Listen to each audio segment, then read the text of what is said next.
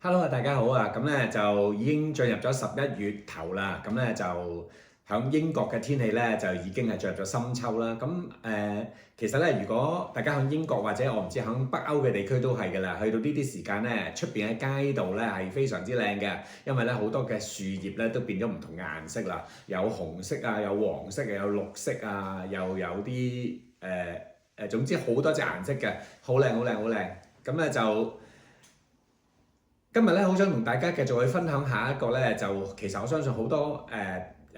移民咗嘅基督徒咧，都會有相同嘅問題，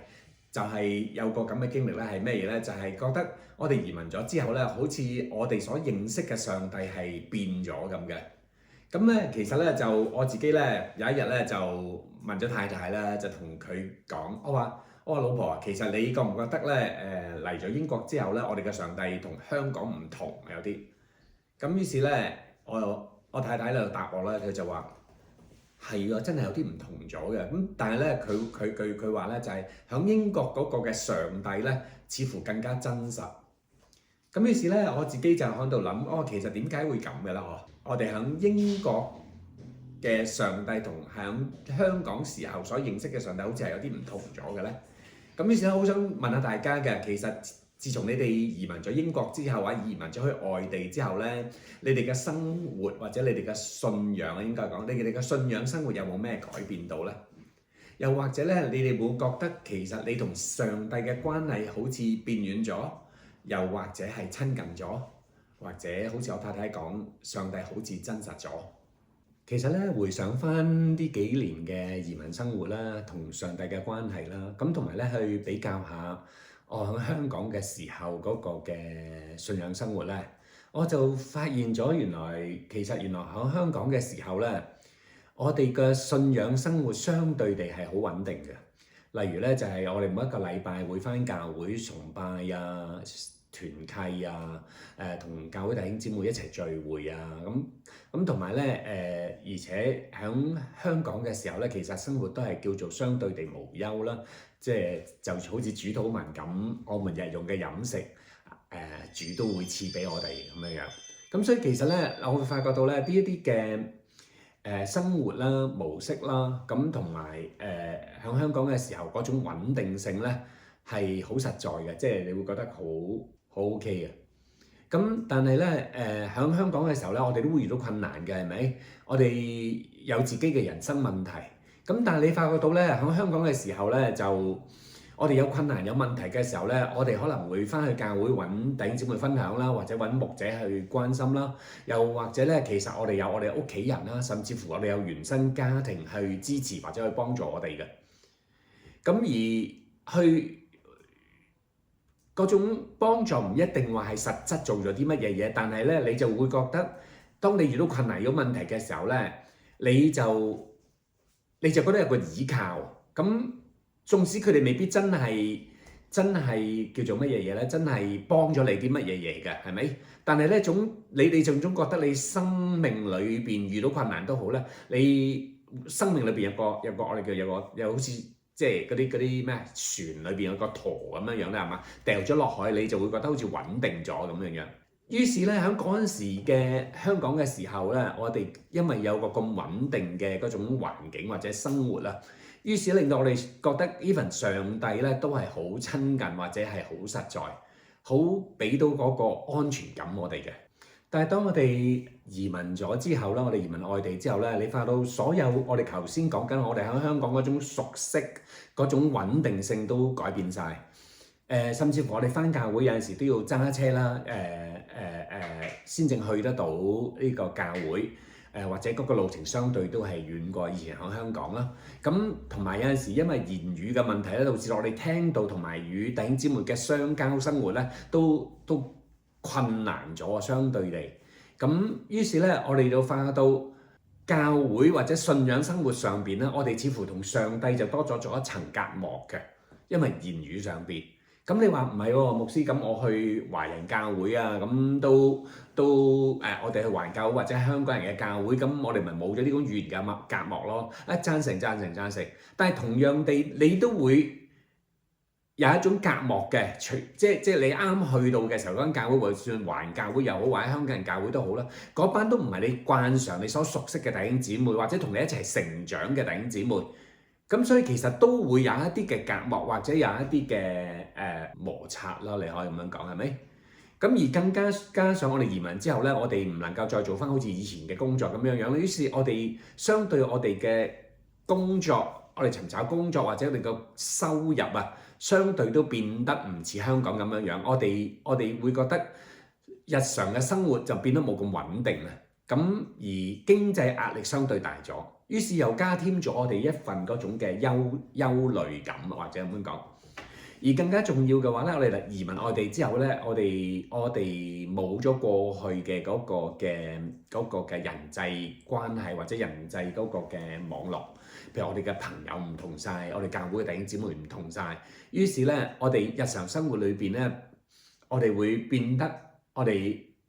當我哋遇到困難、遇到問題嘅時候，我哋似乎少咗個倚靠，我哋唔係好似可以喺香港咁樣樣咧，我哋可以揾到人幫我哋，但係嚟到外國生活嘅時候，我哋發覺到咧，我哋好似教會我哋又唔熟悉，我哋教會嘅弟兄姊妹又唔夠熟悉，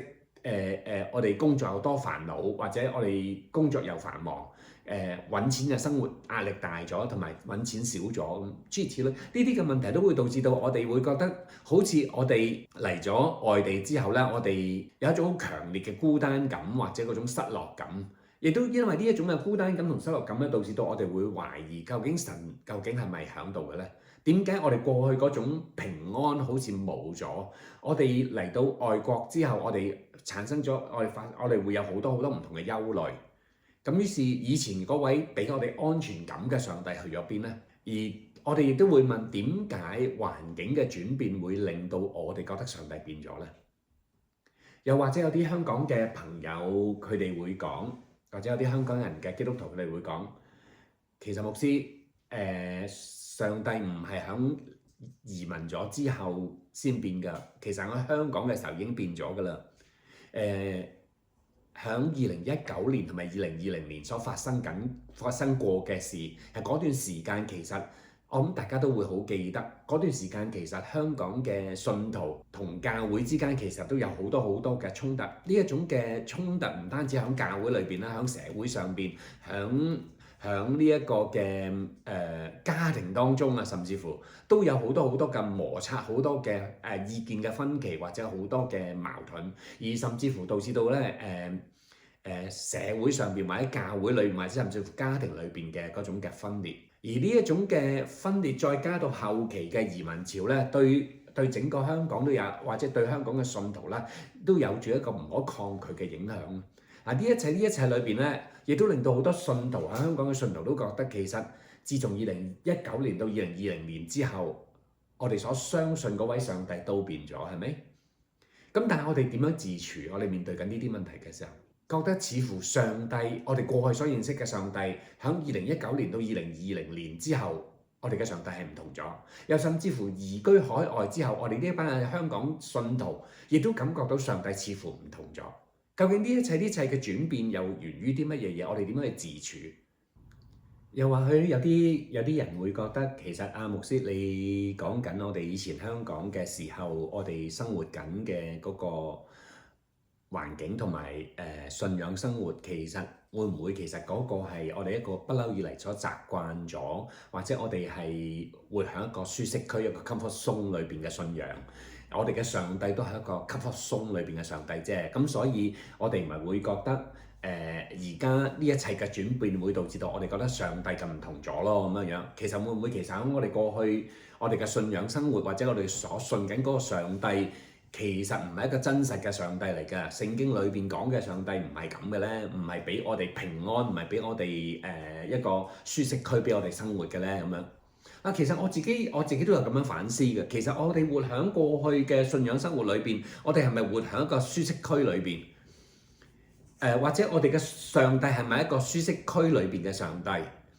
但係我自己會反問自己，其實究竟我哋人生追求緊啲乜嘢嘢咧？上帝喺過去俾我哋嗰種安穩嘅生活，我哋嗰種嘅你可以話係叫舒適區嘅生活，有咩問題先？又或者我哋移居海外之後，或者我哋2019年到2020年所發生嘅事件所產生咗嘅影響，其實嗰陣時有邊一個信徒唔希望喺2019年或者2020年嘅時候，所有嘢都係維持不變啦？好似香港嘅環境、香港嘅政治氣氛，或者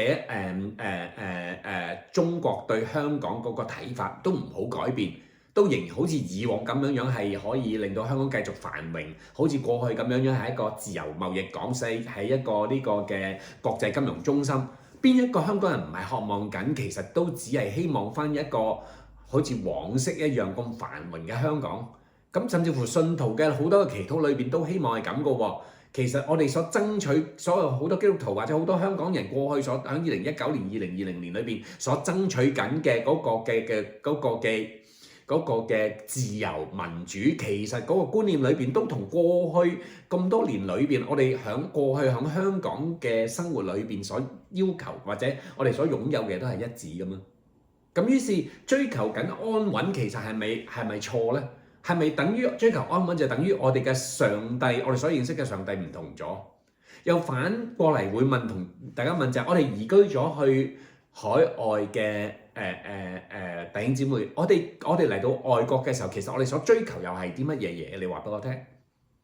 其實我哋唔係一樣係追求緊一個安穩嘅人生，我哋唔係追求緊一個能夠賜俾我哋有平安有喜樂嘅上帝。又或者又有啲人會覺得，你咁樣追求嘅話係唔啱嘅。其實咧，我哋嘅上帝喺我哋嘅信仰人生裏邊有唔同嘅歷練，有唔同嘅進程。我哋嘅信仰對上帝嘅信心都應該有唔同嘅進程。我完全贊成嘅，我完全贊成嘅。但我仍然問緊嘅就係最後就係我哋所追求緊嘅最美嘅家鄉，我哋知道嗰個美好嘅家鄉係啲乜嘢嘢？嗰個美好嘅家鄉咪就係有上帝嘅同在，有嗰種喜樂同平安。而如果我今日喺地上面，我渴望擁有呢一種上帝嘅同在，喜樂同平安，係等於係活喺個舒適區裏邊嘅信仰生活，我又覺得咁樣講法又係咪合理嘅咧？咁我係分享下我自己個人嘅一啲嘅信仰經歷啦，係咪？喺呢一度，我覺得嚟咗英國呢幾年之後，因為我唔係再係一個全職嘅牧師，咁我亦都某程度好似係退休咗咁樣樣嘅。咁我喺過去我喺香港嘅時候，我牧會嘅時候咧，我好常預備講道，而嗰種預備講道嘅過程，令到我自己覺得咧，我係同上帝好親近嘅。我認識上帝，我可以親近上帝，我可以從上帝嘅話語裏邊明白更多。呢一種嘅感覺，呢種嘅關係，令到我會覺得咧，上帝好實在，上帝係會同我講説話。咁但係嚟到英國之後咧，因為我已經唔再牧會啦，咁又比較相對地比較少講道分享。咁於是咧我就冇咗即係我就冇需要去預備講章。咁於是咁嘅時候咧，咁我好渴望好似以往咁樣感受到同上帝嗰種親密感咧，其實突然之間好似變咗零啊，變成咗零。咁而我返到教會嘅時候，亦都因為語言上邊嘅隔膜啦，或者其實我返緊嘅教會係一間禮儀教會啦，於是佢哋比較多儀式啊，咁所以咧我又喺敬拜嘅時候又好難去完全投入咗入去個敬拜裏邊去親近上帝。或者以往我自己教會嘅時候咧，我哋喺敬拜嗰段時間裏邊可以投入到去敬拜上帝噶嘛。咁但係而家咧，佢因為佢嗰個即係嗰個 itinerary， 即係佢嗰個程序問題咧，會導致到佢唱一首詩歌就要停，唱一首詩歌又要停。咁所以你唱首詩歌，就算我熟悉嘅英文詩歌都好啦，我想投入咧去敬拜上帝，去感受到上帝嘅同在都好咧。當我開始想投入，佢就話停咗啦，完咗啦。咁到下一首嘅時候，我又重新預備自己去再投入過。哇！於是咧，你發覺到咧，每一次你想去投入，佢就停你；每一次想投入，佢就停你。於是咧，你發覺到喺教會嘅崇拜裏邊或者敬拜裏邊咧，冇辦法投入到去同感受到上帝嘅同在。而另外一方面咧，喺聽講道嘅時候咧，佢哋嘅講道咧，相對地都係比較顯淺嘅，即內容比較淺，甚至乎好多時佢哋講道嘅內容咧，即係喺外國嘅牧者講道咧，通常佢哋咩咧就係佢哋咧就即係喺經文裏邊提出咗一大堆問題，但係咧就唔會俾答案，佢唔會俾方法你去解決嗰啲問題，去提出嘅問題嘅，係啊。咁最記得有一次咧，我太太聽講道嘅時候咧，咁牧師咧就講到關於呢個婚姻同埋離婚嘅問題嘅時候咧，咁我太太就諗住終於牧師提咗啲好喺英國社會裏邊好嚴峻嘅問題喎，咁就好專心咁聽下牧師會唔會講下啲咩嘅，有啲咩解決方案啦。咁結果當牧師講完晒之後咧，佢只係重複翻經文裏邊嗰啲嘅講法，就係主耶穌係唔贊成離婚啫。係啊，咁但係佢又要接受，其實如果當弟兄姊妹牧師講啊，當弟兄姊妹有呢一個嘅如果係離過婚嗰堆咧，咁其實佢哋又會佢又話我哋又要去明白佢哋咁樣，咁識咗啲講嚟講去講嚟講去咧，佢都冇講到答案嘅。咁於是咧，我太太就有啲即係我老婆有啲 upset 啦，就係又係講咗一大堆問題，但係冇解決方法，冇解決答案，甚至乎喺聖經裏邊都揾唔到咩嘅佢冇引用其他聖經去支持佢揾出個問題。即係總之簡單啲嚟講就係揾出大堆問題，講咗啲經文，咁就當解決咗咁樣。咁但係實質對好多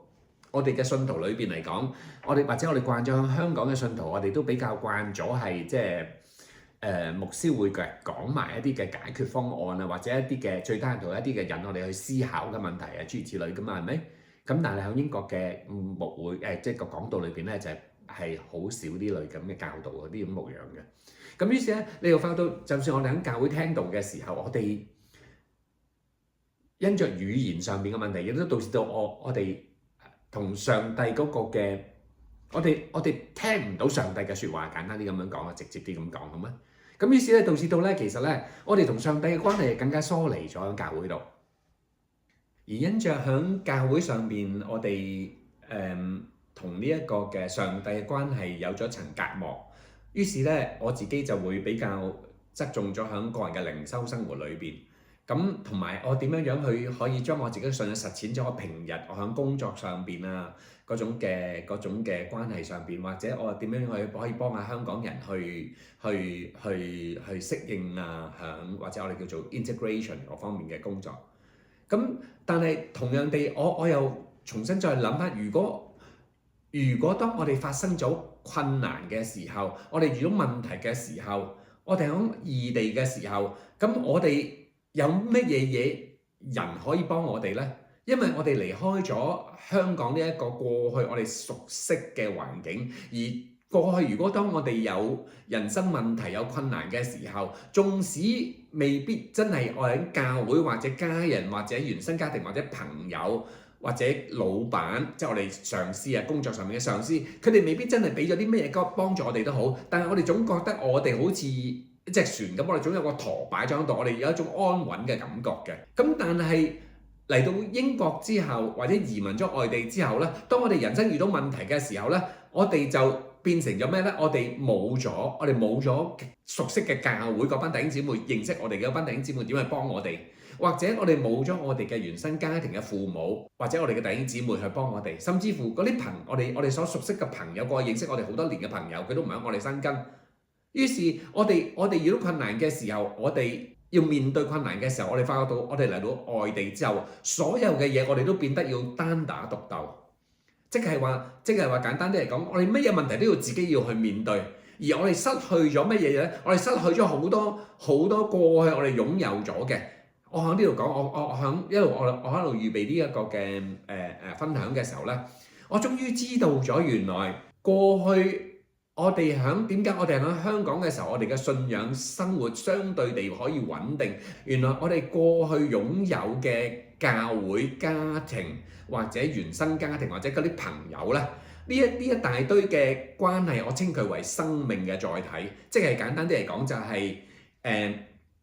呢一堆嘅嘢係載住我嘅生命喺裏邊嘅。遇到任何困難嘅時候呢，我都可以喺呢啲嘅載體裏邊揾到一啲嘅安慰，或者揾到一啲嘅幫助。但係原來我哋移民咗外國之後，我哋霎時間失去晒呢啲生命嘅載體。而因為呢一種失去咗呢個生命嘅載體嘅時候，導致到我哋變得，我哋感覺到孤單，我哋覺得寂寞，我哋覺得生活，我哋喺呢度生活嘅時候，遇到困難嘅時候好多無助感，而亦都導致到我哋覺得上帝去咗邊度，唔知佢去咗邊，點解佢唔可以幫我哋？呢一種嘅強烈感覺，而亦都同時間亦都俾我再次咁樣去反省嘅時候，我會覺得原來過去喺我哋嘅呢啲生命嘅載體仍然講翻呢啲生命嘅載體係喺我哋過去擁有嘅教會啦，我哋嘅家人啦，我哋嘅原生家庭啦，我哋嘅朋友啦，或者我哋公司嘅同事啦，我哋嘅上司等等，呢啲嘅生命嘅載體咧係嚟得好自然嘅喺過去裏邊，因為我哋喺嗰度出生，我哋喺嗰度成長，所有嘅嘢都係好自然咁配置晒擺晒喺我哋身根嘅。而呢一種嘅感覺就好似我哋與生俱來就可以擁有咗呢一種嘅生命嘅載體，而喺過去裏邊，可能因為我哋覺得係好似與生俱來，或者係咁自然咁配置就喺我哋身根嘅時候呢，我哋冇咗嗰種感恩嘅感覺嘅，或者我哋都冇刻意去珍惜原來我哋有呢啲生命嘅載體，而直到當我哋離開晒呢一啲嘅載體之後，我哋嚟到外地，我哋先正會發現，原來我哋過去擁有嘅唔係必然嘅，而我哋過去擁有嘅呢啲嘅生命嘅載體呢，我哋好似係不勞而獲嘅，但係係咪真係不勞而獲呢？其實原來呢一切都係上帝一早咁樣配置喺我哋身根，好讓我哋嘅生命可以成長。而呢一大堆嘅嗰種安全感或者嗰種安穩嘅生活，絕對係上帝俾我哋嘅一個恩典。而今日我哋移居咗海外之後，又或者甚至乎我可以咁樣講，響2019年到2020年喺香港發生咗嘅事，產生嘅喺社會上邊，喺教會嘅裏面發生嗰種嘅撕裂狀態。甚至乎我哋自己家人或者原生家庭裏邊都出現咗嗰種撕裂，正就好似我哋移居咗海外嘅人一樣，我哋霎時間我哋失去晒呢啲生命嘅載體，而令到我哋會對生命本身好多嘅質疑。我曾經認識一啲嘅弟兄姊妹，響2019年到2020年嘅時候，本應佢哋都係好常出席緊自己嘅教會嘅。但係因着當陣時嘅嗰個政治環境，佢哋好希望教會去支持當陣時嘅嗰個嘅政治運動嘅時候，而教會係唔出聲，或者甚至乎係唔理會，或者希望會即係呢一啲嘅會眾咧即係你哋即係唔好再去講呢啲嘢啦，咁樣。而因為呢一種嘅情況咧，導致到好多嘅信徒離開咗嗰啲教會，而甚至乎咧佢哋覺得上帝因為點解佢哋不嬲好尊重嗰班教會裏邊嗰班嘅領袖、嗰班嘅牧者嗰種嘅信仰教導，但係去到嗰陣時嘅時候咧，嗰一剎那間佢哋嘅嗰種不作為啦，你可以咁樣講，而導致到佢哋信心全失。有一班嘅信徒因為咁樣離開教會，亦都有一班嘅信徒因為咁樣咧失去咗信仰，佢覺得上帝唔真實，上帝已經唔係嗰位公義嘅上帝。嗱，呢一大堆其實就係人會落入咗一種迷惘嘅情況底下，或者覺得自己係 lost 咗、迷失。最主要原因就係因為原來嗰一剎那間我哋失去咗生命嘅載體，而呢啲生命嘅載體過去好似係好自然咁配置咗喺我哋生命裏邊，或者好似係與生俱來就我哋可以擁有咗嘅嘢，而嗰一剎那間嘅失去，導致到我哋完全嘅各種嘅迷惘，或者我哋覺得上帝已經唔見咗一樣。但係我反而會覺得，因着呢啲事情嘅發生之後，我反而回心諗翻嘅時候，其實所有嘢過去，上帝喺我哋生命裏邊配置呢啲嘅生命嘅載體，在我哋嘅生命一路咁樣成長嘅呢啲生命嘅載體，我哋反而會覺得我哋其實會唔會應該更有一個滿有一個感恩嘅心，喺嗰陣時嗰刻裏邊或者過去裏邊，上帝擺咗呢啲嘢喺我生命裏邊幫我成長，而到今日其實上帝可能有另外一個計劃帶領緊我哋行緊一條更加我哋叫做更成長嘅路咧，或者我哋可以咁樣想像咧，就係喺2019年、2020年之後，香港好多信徒係迷失咗啦，或者可以咁樣講，或者係或者好多信徒因着教會嘅嗰種嘅不作為而離開咗教會。又甚至乎我哋而家好多嘅香港基督徒移民咗外地嘅，或者我哋已經係移居咗外地嘅信徒，你會唔會覺得其實喺聖經裏邊以色列人嗰種出埃及記係其實同我哋係好相似嘅咧？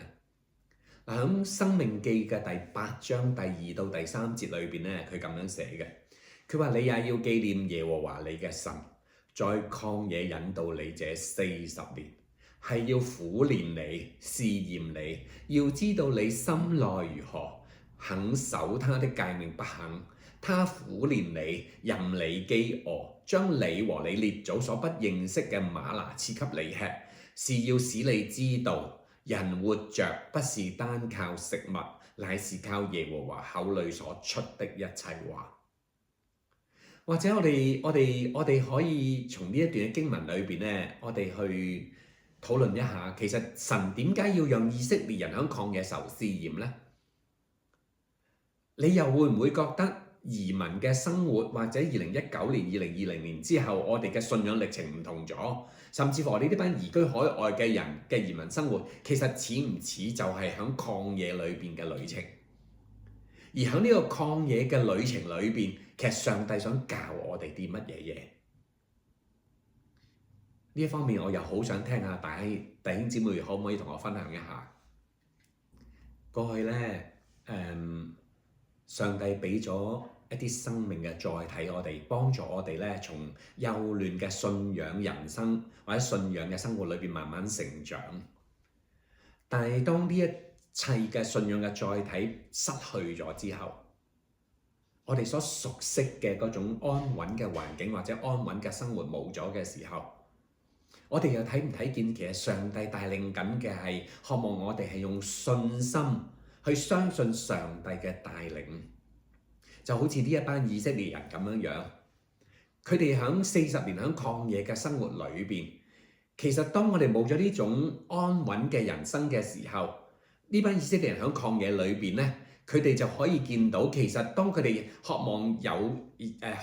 要想食飽，佢想渴望有水飲嘅時候，上帝就喺嗰度喺曠野裏邊供應俾佢哋。又或者當我哋喺我哋嘅人生裏邊喺風浪嘅當中嘅時候，我哋嘅耶穌其實就喺船嘅裏邊，當佢起身嘅時候，佢就能夠平靜風浪。但係當耶穌未起身嘅時候，我哋又信唔信耶穌其實就同我哋喺埋一齊？我哋其實縱使眼裏邊或者我哋身體裏面經歷緊嘅呢種風浪都好，但我哋又唔能夠可以堅信呢隻船係唔會沉嘅，因為有耶穌喺我哋嘅生命裏邊。耶穌先正我哋生命裏邊最重要嘅載體。而喺整個嘅我哋嘅經歷裏邊，我哋有冇失去埋耶穌？有冇失去埋我哋嘅救主？有冇失去埋我哋嘅上帝？我相信咧，喺2019年到2020年，到我哋呢一班移居海外嘅信徒，我相信我哋仍然都要問翻嘅就係，我哋經歷咗嘅呢一切發生緊嘅事，上帝俾我哋所經歷嘅事，有冇令到我哋失去咗上帝？我哋有冇令到我哋對上帝失去咗信心？或者我哋堅信耶穌就喺我呢個載，就係我嘅生命嘅載體，佢只不過而家暫時瞓覺咗啫。當佢起身嘅時候，我哋生命裏邊嘅風浪就會平靜。當耶穌起身嘅時候，我哋就可以回歸翻去岸邊，我哋就可以好似平日咁樣有嗰種熟悉嘅嗰種或者我哋個安穩嘅人生。過去上帝曾經咧配置咗好多生命嘅載體喺我哋嘅嗰個嘅周圍，幫我哋成長。而今日我哋又可唔可以靠着我哋所信嘅上帝，我哋亦都同上帝一齊去參與，我哋去建立翻晒呢啲生命嘅載體俾自己，而唔係再係即係乞求呢啲嘢係可以自然咁就會配置喺我哋嘅身根。過去係咁嘅，過去我哋嘅生活裏邊，我哋自然咁樣，上帝就擺晒好多嘢我哋嘅身根。但嚟到外地生活嘅時候，呢一切都冇晒嘅時候，我哋可唔可以靠着上帝嘅恩典，我哋再重新咁樣去建立翻晒呢啲生命嘅載體喺我哋嘅身根？你話牧師，咁教會點做啊？我哋嘅原生家庭又點做啊？佢哋已經唔響我哋身，我哋過去嘅朋友仍然都係響遠方嘅喎，咁樣。咁今日資訊咁發達嘅時候咧，我哋好多嘢可以做到嘅。咁而我哋點樣去？只要我哋知道咗原來我哋嘅迷失唔係因為上帝改變咗，我哋嘅迷失係因為原來我哋失去咗呢啲生命嘅載體，導致到我哋失去咗，我哋以為失去咗上帝啫。而當我哋能夠靠着上帝，我哋知道耶穌係同我哋一齊嘅，當從一隻船上邊嘅時候，我哋就同耶穌一齊去建立翻晒呢一大堆嘅嘢，我哋嘅生根。例如舉個簡單嘅例咧，聖經裏面教導我哋，其實教會係乜嘢嘢？教會係人嘅群體。只要我哋有2-3個人奉主嘅名聚集，嗰度就有耶穌嘅同在，有上帝嘅同在，嗰度就係教會。於是我俾大家一個挑戰啦。其實呢個都係我自己而家開始做嘅地方，就係因為咧，我發覺到過去我哋嘅崇拜都係靠我哋家庭嘅崇拜都係喺教會度有會嘅做嘅。咁而家咧，我係開展緊每一個月，我有一個禮拜日咧，我哋就有自己屋企有個家庭嘅崇拜。咁咧就我哋唱詩歌啦，我去教我去做啲簡短嘅分享啦，去讓我嘅仔女可以從中認識上帝。而我相信呢一個嘅做法咧，其實好多以色列人或者猶太人咧都係咁做緊嘅。其實我諗教養我哋嘅仔女去認識上帝、認識耶穌，我哋真係唔好再好似過去一樣，我哋係渴望係教會會幫我哋教我哋嘅仔女會信耶穌。我相信咧，其實我哋真係我哋要感謝上帝，就係佢拆毀晒我哋所有過去生命嘅載體。但係我哋更加要感謝上帝嘅就係，當我哋明白咗呢個嘅拆毀係為咗上帝可以讓我哋重新咁建造啊，一個更加我哋叫做可行嘅，更加喺外地裏邊或者喺我哋真正生命裏邊，我哋更加能夠同上帝結連嘅嗰種關係嘅時候，好多嘢我哋可以重新做過，而我哋要有呢種信心。